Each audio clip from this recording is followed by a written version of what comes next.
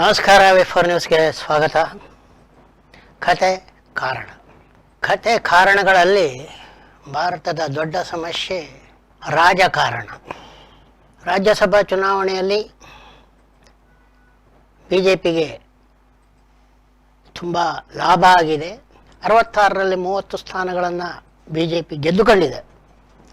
ಆದರೆ ಅದರಲ್ಲಿ 10 ಸ್ಥಾನಗಳನ್ನಾದರೂ ಅಡ್ಡದಾರಿಯಿಂದ ಗೆದ್ದುಕೊಂಡಿದೆ ಅನ್ನೋದು ಎಲ್ರಿಗೂ ಗೊತ್ತಿರುವ ವಿಷಯ. ಯಾವುದೇ ಒಬ್ಬ ಅಲ್ಪಸಂಖ್ಯಾತ ಅಭ್ಯರ್ಥಿ ಗೆದ್ದಾಗ ಏನಾದರೂ ಒಂದು ರಗಳೆ ಮಾಡುವುದು ಕೆಲವರಿಗೆ ಇಲ್ಲಿ ಜಾಯಮಾನವಾಗಿ ಹೋಗಿದೆ. ಚುನಾವಣೆ ಬರುವಾಗಲಂತೂ ಏನಾದರೂ ಒಂದು ನೆವನವನ್ನು ಹುಡುಕಿ ಹೇಳಲಿಕ್ಕೆ ಸಾಧನೆ ಇಲ್ಲದಿದ್ದಾಗ ರಗಳೆ ಮಾಡುವುದೇ ಒಂದು ಸಾಧನೆ ಆಗ್ತದೆ. ಯಾವ ಪಕ್ಷ ಅಂತ ನಿಮಗೆ ಬಿಡಿಸಿ ಹೇಳಬೇಕಾಗಿಲ್ಲ. ಗಲಾಟೆಗೆ ಕಾರಣಗಳನ್ನು ನಿರ್ಮಿಸಿಕೊಳ್ಳುವಂಥದ್ದು ಕೆಲವರ ಜಾಯಮಾನವಾಗಿ ಹೋಗಿದೆ. ಅದು ಇಡೀ ಭಾರತದಲ್ಲಿ ಇದೆ, ಕರ್ನಾಟಕದಲ್ಲಿ ಮಾತ್ರ ಅಲ್ಲ. ಅದಕ್ಕೆ ಹೆಸರು ಇರ್ಬೋದು, ಪಾಕಿಸ್ತಾನ, ಚೀನಾ, ವಿದೇಶಿ, ಉಗ್ರರು, ಇವೆಲ್ಲ ಇಲ್ಲ ಅಂತಲ್ಲ, ಇವೆಲ್ಲನೂ ಇದೆ. ಆದರೆ ಭಾರತದಲ್ಲಿ ಒಂದು ಪಕ್ಷಕ್ಕೆ ಅದಕ್ಕೆ ಗಲಾಟೆ ಮಾಡಲಿಕ್ಕೆ ಮಾತ್ರ ಇವು ಇರೋದ? ಅದು ಚುನಾವಣೆ ಕಾಲದಲ್ಲಿ ಮಾತ್ರ ಇದೆಲ್ಲ ಬರ್ತದ? ಇವರು ಗಲಾಟೆ ಮಾಡಲಿ, ಹೆಚ್ಚು ಓಟ್ ತಗೊಳ್ಳಿ ಅಂತ ಅವರೆಲ್ಲ ಬಂದು ಇಲ್ಲಿ ಗಲಾಟೆ ಮಾಡ್ತಾರ? ಈ ಎಲ್ಲ ಪ್ರಶ್ನೆಗಳಿಗೆ ಉತ್ತರ ಹುಡುಕುವುದು ಕಷ್ಟ. ಯಾಕಂತ ಹೇಳಿದ್ರೆ, ಮತ ಕೇಳಲು ಹೋಗುವಾಗ ರಾಜಕಾರಣಿ ಯಾವ ಪಕ್ಷದವನೇ ಇರಲಿ, ಅವನು ಹೇಳಬೇಕಾದ್ದು ನಾನು ಇದನ್ನು ಮಾಡಿದ್ದೇನೆ, ಇದನ್ನು ಸಾಧಿಸಿದ್ದೇನೆ, ನನಗೆ ಮತ ಕೊಡಿ ಅಂತ. ಆದರೆ ಇಲ್ಲಿ ಭಾರತದಲ್ಲಿ ಒಂದು ಪಕ್ಷಕ್ಕಂತ ಅದು ಏನಿಲ್ಲ. ಯಾವಾಗ ನೋಡಿದ್ರು ಅವ್ರು ಹೊಡಿತಾರೆ, ಇವ್ರು ಗುಮ್ತಾರೆ, ದೇಶ ಎಲ್ಲ ಪರದೇಶಕ್ಕೆ ಮಾರಾಟ ಆಗಿದೆ. ಇವೆಲ್ಲ ಇಂಥ ವಿಷಯಗಳೇ ಇರುವಂಥದ್ದು. ಇದು ಪ್ರಜಾಪ್ರಭುತ್ವದ ಲಕ್ಷಣವಾಗಿಲ್ಲ. ಯಾವ ರೀತಿ ಇದೆ? ಒಂದು ಅರಾಜಕ ರಾಜಕೀಯ ಸಂಸ್ಕೃತಿ ಇದರಲ್ಲಿ ಗೋಚರಿಸ್ತಾ ಇದೆ. ತಪ್ಪು ಮಾಡಿದವನಿಗೆ ಶಿಕ್ಷೆ ಕೊಡಲಿಕ್ಕೆ ಕಾನೂನಿದೆ, ಪೊಲೀಸು ಇದೆ, ಕೋರ್ಟು ಇದೆ.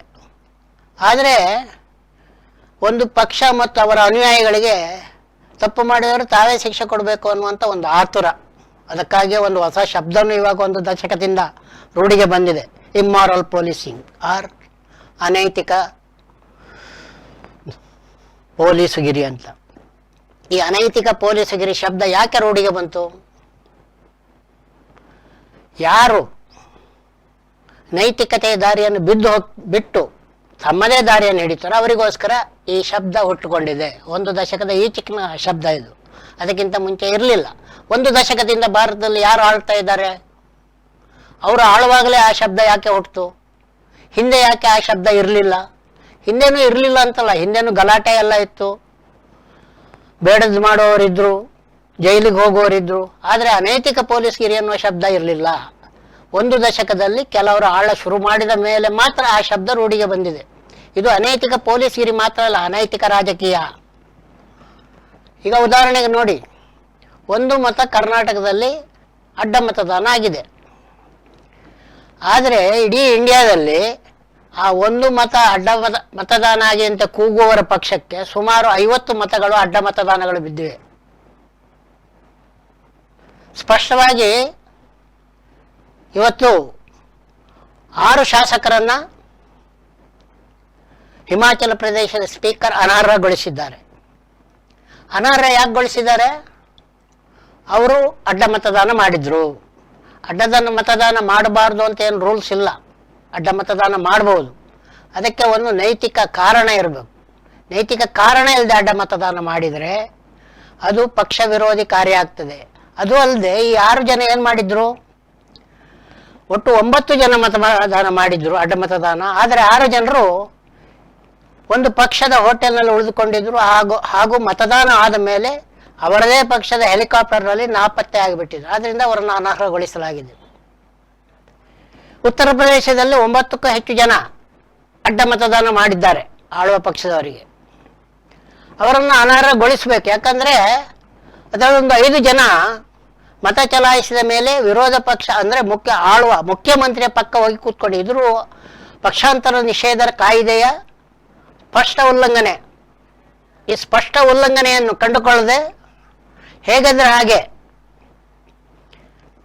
ಆದರೆ ಉತ್ತರ ಪ್ರದೇಶದಲ್ಲಿ ನೀವು ಅಡ್ಡ ಮತದಾನ ಮಾಡಿದವರನ್ನ ಅನರ್ಹಗೊಳಿಸ್ತಾರೆ ಅನ್ನೋ ನಿರೀಕ್ಷೆ ಯಾರಿಗೂ ಬೇಡ. ಯಾಕಂದ್ರೆ ಭಾರತದಲ್ಲಿ ಕಾನೂನು ಪಾಲನೆ ಆಗೋದಿಲ್ಲ.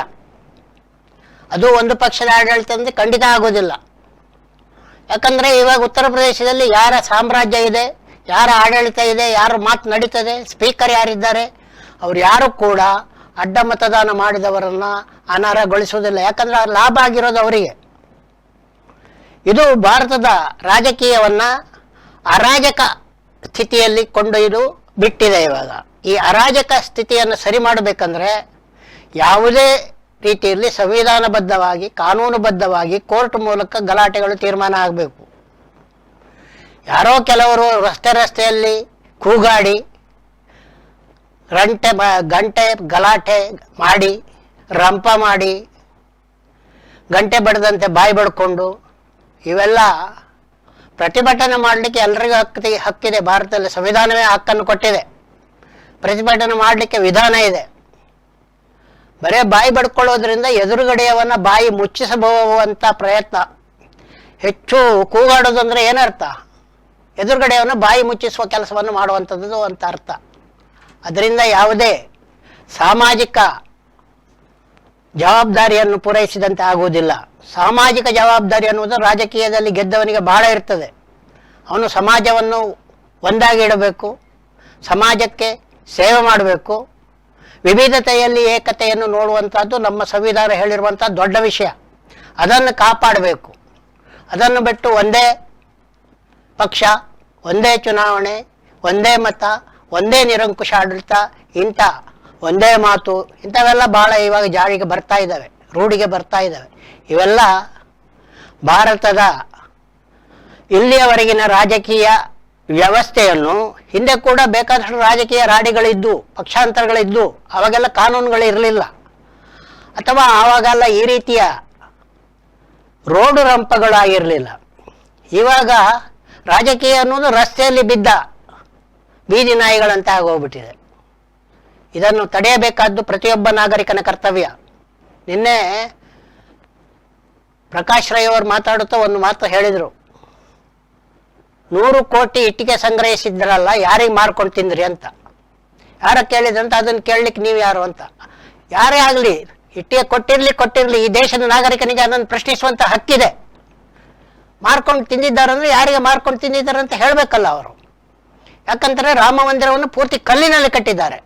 ಇದು ಎಲ್ರಿಗೂ ಗೊತ್ತಿರುವಂಥ ವಿಚಾರ. ಈ ರೀತಿ ಇದು ಯಾಕೆ ಹೇಳ್ತಾ ಇದ್ದೀನಿ ಅಂತಂದರೆ, ಧರ್ಮದ ವಿಚಾರವನ್ನು, ಧರ್ಮವನ್ನು ಕೊಲೆಗಡಿಸಿ ಅದರಿಂದ ಲಾಭ ಮಾಡಿಕೊಳ್ಳುವಂಥ ಒಂದು ವಿಚಾರ. ಧರ್ಮವನ್ನು ಓಟ್ ಕೇಳಲಿಕ್ಕೆ ಬಳಸುವಂಥದ್ದು, ಧರ್ಮವನ್ನು ತಮ್ಮ ಜೇಬು ತುಂಬಿಕೊಳ್ಳಲು ಬಳಸುವಂಥದ್ದು. ಧರ್ಮ ಇರೋದು ಈ ಸಮಾಜವನ್ನು ಸುಸ್ಥಿತಿಯಲ್ಲಿ ಇಡಲಿಕ್ಕೆ. ಸಮಾಜವನ್ನು ಸುಸ್ಥಿತಿ ಇಡಲಿಕ್ಕೆ ಧರ್ಮವನ್ನು ಬಳಸಬೇಕೇ ಹೊರತು ತಮ್ಮ ಜೇಬು ತುಂಬಿಸ್ಕೊಳ್ಳಿಕ್ಕೆ ಧರ್ಮವನ್ನು ಬಳಸೋದಲ್ಲ. ಇದು ಇಂದಿನ ಕತೆ ಕಾರಣ. ಎಲ್ರಿಗೂ ನಮಸ್ಕಾರ. ನೋಡ್ತಾ ಇರಿ V4 ನ್ಯೂಸ್. ಹಾಗೆ V4 ನ್ಯೂಸ್ ಯೂಟ್ಯೂಬ್ ಚಾನಲ್ಗೆ ಚಂದಾದಾರರಾಗಿ.